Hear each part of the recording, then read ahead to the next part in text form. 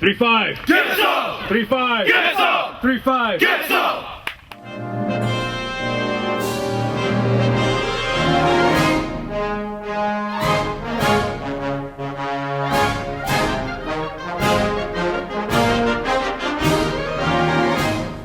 Are you recording me right now? Yeah.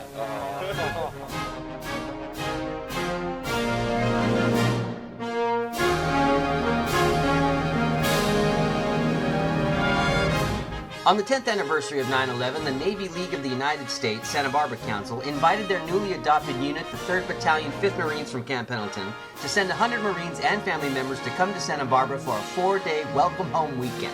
Along with other partnering nonprofits, local businesses, and dozens of Navy League members, they were greeted and hosted as the heroes they proved to be during their very challenging, victorious 7-month deployment in the Sanjan region of Afghanistan.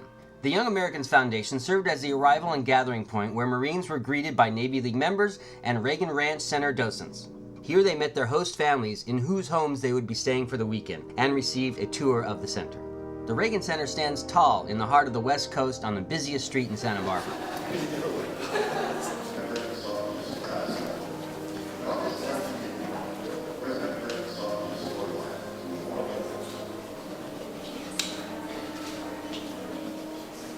Following the tour of the center, Young Americans Foundation invited the Marine family members up to the Reagan Ranch for a very personal tour and lunch with President Reagan's Secret Service Agent John Barletta.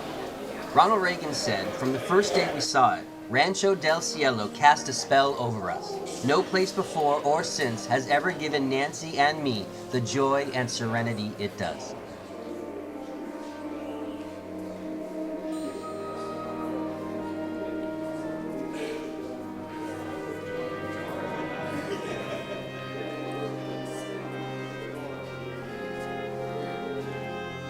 Sit back, relax, and join us as we follow the United States Marine Corps' finest Marine families during this day with the Santa Barbara Navy League, Young Americans Foundation, and the spirit of President Ronald Reagan.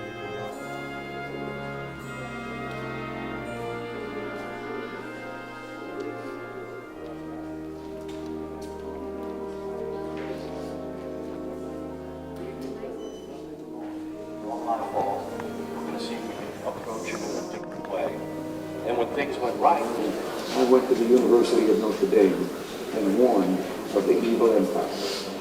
It is time for us to realize that we're too great a nation to limit ourselves to small dreams. We're not, as some would have us believe, doomed to an inevitable decline. I do not believe in a fate that will fall on us no matter what we do. I do believe in a fate that will fall on us if we do nothing.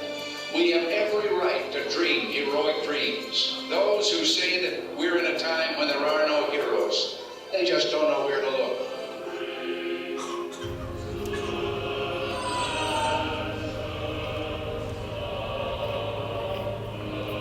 My God. They removed slain warriors from the battlefield on a gun carriage, a caisson. In ancient times, a horse was sacrificed to serve the leader in the afterlife. The riderless horse, symbolizing the warrior, will ride no more. His boots reversed, to gaze upon his troops one last time. Rising from the humble origins from the prairies of Illinois to the seat of power in the White House during a time of national crisis, the crisis of confidence, he renewed the country's pride, reversed her misfortunes, led us to victory over our mortal enemy. It is such an honor and such a privilege to be able to welcome you here, and a real deep sense of gratitude from all of us for the sacrifice that you and your families have made. All we can say really is thank you, and we truly mean that. We don't say that often enough or in as many ways as we should, but thank you.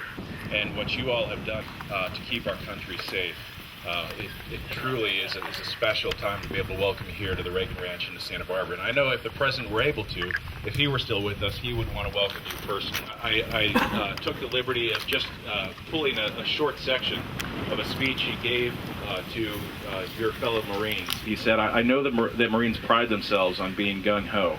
I also know that it's a great risk in talking to any group to try to tell an anecdote or story that has to do with their particular calling. But I'm going to do that even at the risk that you probably already know it. It has to do with that gung-ho spirit. There was a Marine detachment that was sent to an Army base to undergo some airborne training. A young lieutenant was explaining this all to them, what was expected, and then said that the plane would come over at about 800 feet. They would jump, they would then assemble and rendezvous with the other forces in the area. And when he was finished, the Marines went into a kind of huddle, and pretty soon several of them, as spokesmen, approached the lieutenant and said, "Lieutenant, could the plane maybe come over a little lower, say at about 500 feet? Well, he explained that no, it couldn't, because the parachutes wouldn't have time to open. Well, they said, "Oh, we're wearing parachutes?" Since the beginning of the Marine Corps, the president went on, at the Toon Tavern in Philadelphia on November 10th, 1775, the term Marine has been associated with courage, military efficiency, and soldierly virtue. You have established your reputation for being the first to fight, and you did it the old-fashioned way. You earned it. For 207 years, you've been there whenever and wherever our country needed you. From the rigging of the ships during the American Revolution, to the brutal island battlefields of the Pacific in the Second World War, to the swamps and rice paddies of Vietnam. And I would now add myself to the front lines of the global war on terror. You have never failed our country. This is where Ronald Reagan was most comfortable. He referred to it as his open cathedral. It's a place where he came to think, reflect, and pray. And although you all have already completed your meals, you've enjoyed the food, it is our tradition to typically begin an event like this with an invocation. And I think it'd be appropriate to do that today as well. So I've asked your chaplain to just stand up and give us a word of prayer before we continue with the program. Thanks. Hey, just to let you guys know, it's an honor to be here. I know this is an invitation only for us to come up here, and this is truly an honor. So on behalf of 3-5, we're honored to be here. Let's give them a round of applause, please.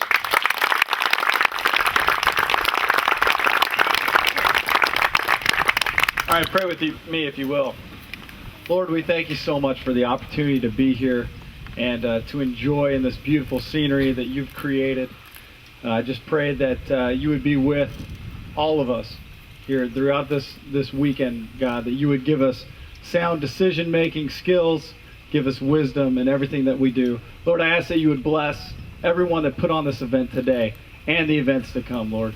Give them favor, give them blessing, Lord. And again, bless this food to our bodies. Pray this all in your name. Amen. Thank you, sir. Well, I'd now like to welcome Doug Crawford. Doug, I think many of you have probably already met, but he is in many ways responsible for the entire weekend being put together and has given countless hours to the Santa Barbara Navy League and the National Navy League, and now serves as, I told you I was going to have to read this, his national position with the Navy League is Special Assistant to the National President. So, Doug, it's been great to be able to work with you through so many events, and particularly through this weekend. Thank you, Andrew. When we talk about prayers and giving thanks and what makes our country great, the Navy League of the United States is an organization made up of 50,000 civilians and 250 councils around the world. And we call ourselves the League, and we're here to do one thing very, very well, and a second thing that we try to do well, but sometimes the audience isn't so participating. And the first is to support the men and women and their families that serve in uniform for our nation, wherever they are.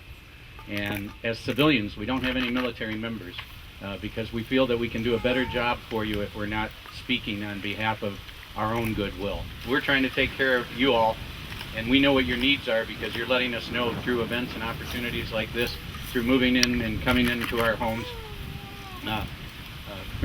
blessing our communities and blessing our families with your presence is without a doubt something that gets back to the ear of the congressmen and the senators and everybody else that's voting on these bills.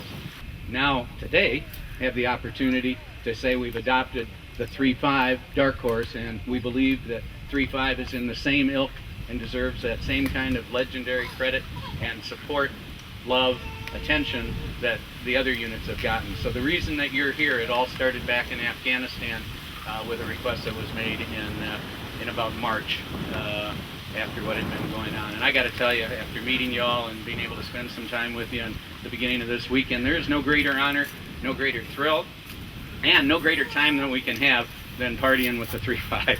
So we thank you all very much for being here. Thank you very, very much.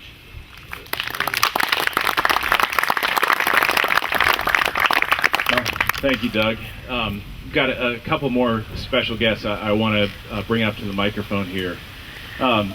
This week, I went down to Hollywood, and although I live reasonably close to LA, as you all do, I don't spend a lot of time in Hollywood.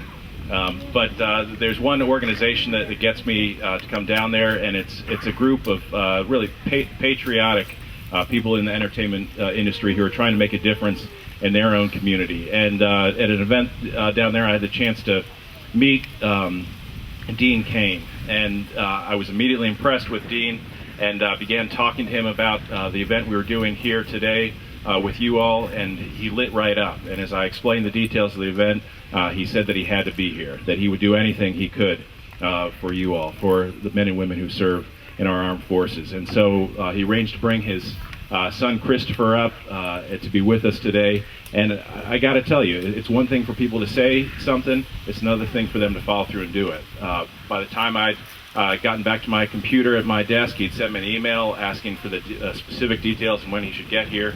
And I'm really impressed and really thrilled to have Dean with us today. Dean is a Princeton University graduate who played football, set I think 2 NCAA records, three NCAA records. While he was playing football, was drafted by the Buffalo Bills, and then injury sidelined his career into acting. But that's worked out all right for him. He's been in countless television shows and movies, but you probably know him best as Superman from the series Lois and Clark. Please welcome the Man of Steel, Dean Kane.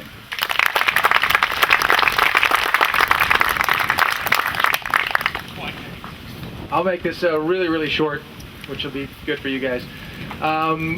You know, Andrew came up to me and asked me about this event, and I went out and visited our troops over in Iraq in 2005, and it was hot. Let me just say that it was really hot, and it was dangerous, and it was a lot of things that I had heard about, but when I got over there and I experienced it with the men and women in uniform and lived with you guys for a few weeks, it was life-changing for me. And I went out there, my son was 5 years old at the time, and I said, you know, in the middle of it, I kind of said, what am I doing out here? We got a lot of rockets coming in, and mortars, and Blackhawks. I was getting scared. I said, you know, this is dangerous, and I'm a father. And then I sat down next to somebody who was saying, yeah, I got 4 kids at home, and someone else who had 3 kids at home, and someone else whose child was crying, and whatever. That's the thing. And I realized, you know, that's the reason I'm out there, to say thank you to you guys, because you're incredible. You know, it's amazing what you're doing out there, and so often people aren't thanking you enough. So I'll do anything I can to thank you guys. I won't wrestle. Where's the guy? I won't arm wrestle you. You I won't wrestle either, but I won't arm wrestle you because that's unfair, and I will lose that one completely. And then John, where's John? John was born in 1989, which was a year after I graduated from college, which makes me feel old. And that's the thing, is so many of you guys are such young men out here, and I could think of nothing better to teach my son what it's like, you know, who's out here defending our country, defending our freedom, than to have him come out here and meet a few guys. So for me, that was amazing. And he had a chance to talk to some of you guys, and that was great. It's something he'll never, ever forget. I had the good fortune to meet President Reagan back after he was out of office, and he was a very nice gentleman. He's one of my favorite presidents, and I just thought that there's a quote that he gave in a speech that to me really defined everything, and I'm going to read it because I'm not that smart. I did go to Princeton, but I can't remember that much stuff. And here's what he said. He said, freedom is never more than 1 generation away from extinction. We didn't pass it to our children in the bloodstream. It must be fought for, protected, and handed on for them to do the same. And that's what you guys do for me, and that's what you do for my son, and I thank you. God bless you, and thank you very much.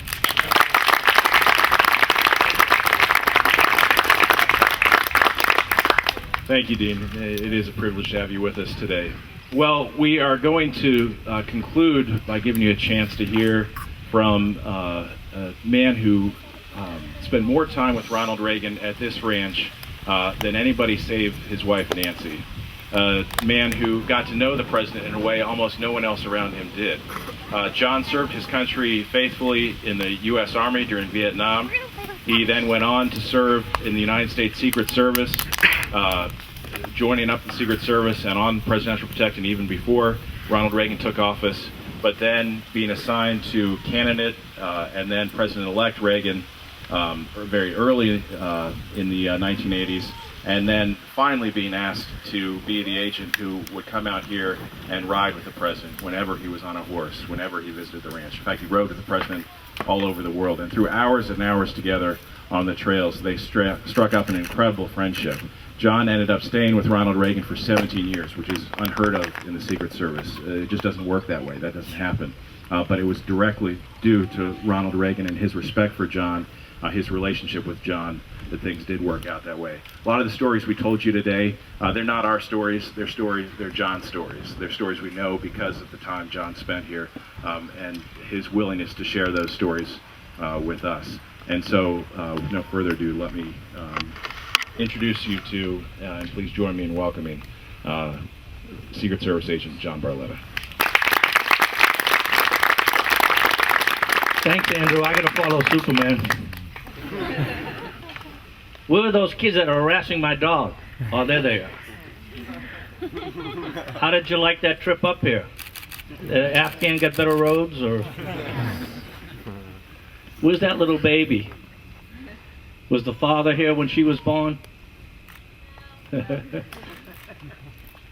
Well, I'll bet you, as everyone else, shocked at the modesty of this ranch. There's volumes and volumes written about the president, but when you come up here, you feel his heart and soul, which is here at this ranch. You realize why he loved it so much. It's just an amazing place. That little bitty house over there was fine with him. People ask me, you know, what was he like with this, that, and everything. Well, we can be at Windsor Castle with a 20-course meal with the Queen, or he can be in his beloved ranch house with his favorite meal, which was macaroni and cheese on a paper plate. And it made no difference. He was the same man. He was just tremendous. He taught me a lot. I wasn't there to be his friend. I was there to protect his life, but you couldn't be around him like I was and not become a friend. A lot of you guys weren't born when I was protecting him, and the chats I've had with some of you, how much you admire him, is so much to see and do and read about Ronald Reagan. It's absolutely amazing. My book is the best on him, but there's others. Did you see the front page of the Santa Barbara News Press today? Yes. When he first took office, you know, we'd come out of Air Force One or Marine One, and they would salute him. And now the president was in the military. That's where he learned how to ride at the United States Cavalry. He wrote English. People think he was a cowboy riding Western. He didn't ride Western. He wrote English. So did I, coming from Boston. But we were with P.X. Kelly one night. You guys won't remember P.X. Kelly. He was the commandant of the Marine Corps. He was in charge when Beirut got bombed. Him and Ronald Reagan were very good friends. And I just happened to be there. Like a lot of things happen. It just happened to be my time to be there. And he said, PX, these young Marines are saluting me and stuff, but I know I'm in civilian clothes, but I sure would like to salute them back. No other president had done that. So PX looked at him and said, sir, you're the commander-in-chief, and whatever you're wearing is the uniform of the day. And you can salute them anytime you want. So the next time we came off of Marine One on the South Grounds, and PX had talked to me about that. We had become friends too.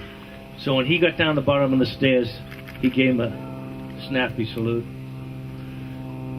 And the word spread like wildfire. The commander-in-chief is saluting us back.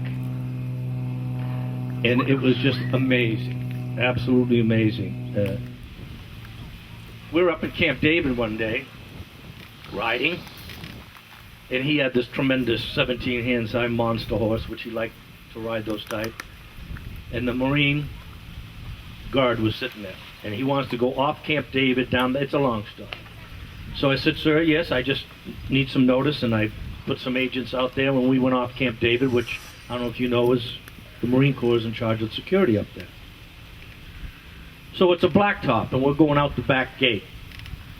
And the president's got his hands on the four reins of this monster horse, and I'm to his left.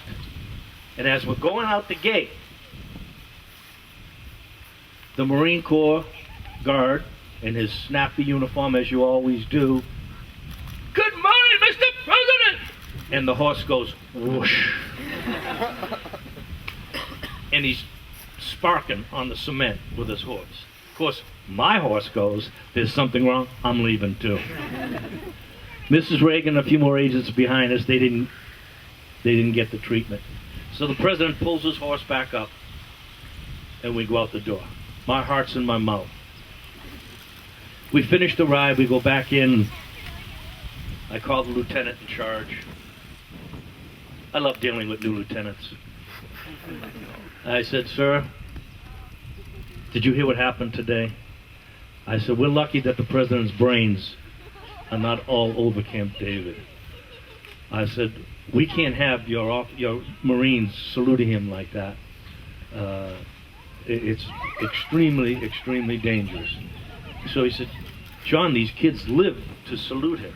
I said, "Well, the president might not live if they keep doing that." So we talked it over. Next day we're riding out again, and we come up, and the president's looking at me like, are we going to almost get killed again? And as we approached the Marine, he sat there, he stood there and went, "Good morning, Mr. President." And the president nodded, which I didn't like him doing, took his hands off the reins and saluted him back. He just looked at me and went, in other words, it can be done. Just amazing. There's a million of those stories. He loved his military. As the Superman said, that I love that statement he made. We're only one generation away from losing our freedom, and it certainly is true. How many guys have been over in Afghanistan or Iraq more than 2 tours? You guys suffer enough, and who suffers is your family, the ones that stay back. And I realize that. You're out there, killing the enemy. They're home taking care of the kids. That's tougher sometimes. And when little Johnny gets his finger caught in the door, you're 10,000 miles away and can't do anything about it, and your spouse has to take care of it. Buying the clothes, sending them to school, taking care of the sniffles. They sacrifice. And that's who I applaud. You guys are all in Camp Pendleton now, settled in. You'll be off to new assignments. How many are going to make the Marine Corps a career? Very good.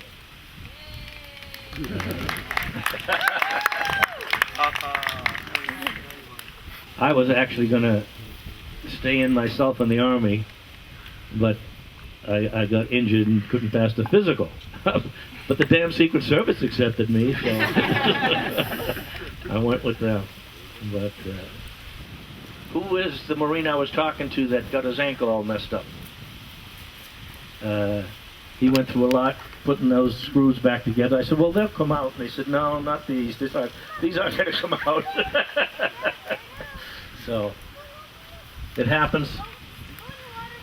When you're in combat, as you know, you fight for the guy or the woman to the right and the left of you. And you take care of each other. Ronald Reagan totally believed in that. Take care of each other. In his presidency, he would deal with his adversaries, sit down, tell a joke, and be civil. And that's what you need to do. But when you made up your mind and you go into combat, it's going to be severe, and that's what you do. You've got a great evening ahead of you that Doug called me last night and told me about. So we're going to get you out of here, but you're going to hear this a million times. God bless you and welcome home.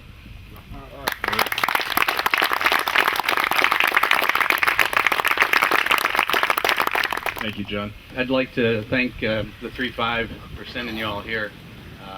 one of the things that I think is very important to memorialize the fact that we have had a weekend together here that we never forget. Same with President Reagan.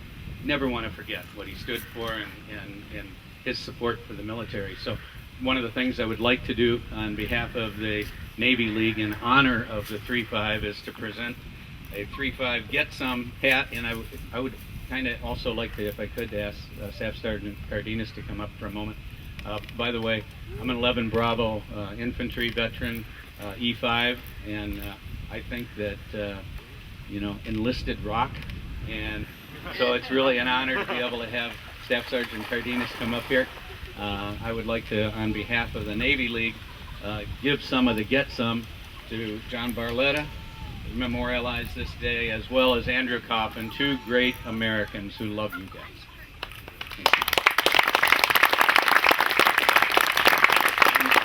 And just, if you would, Staff Sergeant, if you could just give us a couple of words about the 3-5, we'd love to hear from you. All right, so make it real quick and real, because obviously I wasn't expecting to speak today, but well, one thing I want to say, just like you said earlier, sir, there's difference between people that say that they're going to do something and that actually do it. And of course, this weekend I know that I can speak on behalf of all the families, all the children that we have here, and our wives, which unfortunately are not recognized as much as we'd like. And definitely we've seen that this weekend. So from the bottom of my heart and from the Marines here at 3-5, we'd like to say thank you very much for all your time, your hospitality. I mean, the food's been great.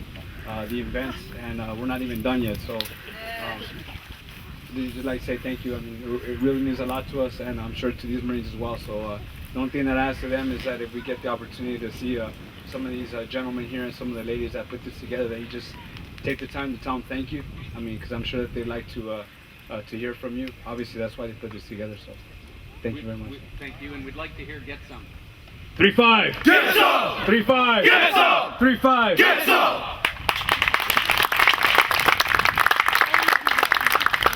Thank you. Well, let me conclude with an invitation. As you may have figured out during the course of the morning and afternoon, visitation to the Reagan Ranch is limited by necessity. It's not easy to get up that road. And so we have to pick and choose who we're able to bring to the ranch. And as I've mentioned several times, we're thrilled to be able to open the ranch to the 3-5 to Dark Horse today. But I know that a lot of your colleagues were not able to be in Santa Barbara this weekend, and I imagine some of you are thinking coming to the ranch was kind of cool, but it's my dad or my grandfather who would really love this. Well, I want to give you all an open invitation. I want you to share this with your colleagues back at Pendleton, and I want you to tell your family as well. If any of you want to come back to the ranch, bring family members, send your colleagues up here, bring a spouse who wasn't able to be with you this weekend, you've got an open invitation to do that. We would be thrilled and honored to be able to welcome anybody in your family here and be able to communicate to them just how much we appreciate what you do. So, thank you again.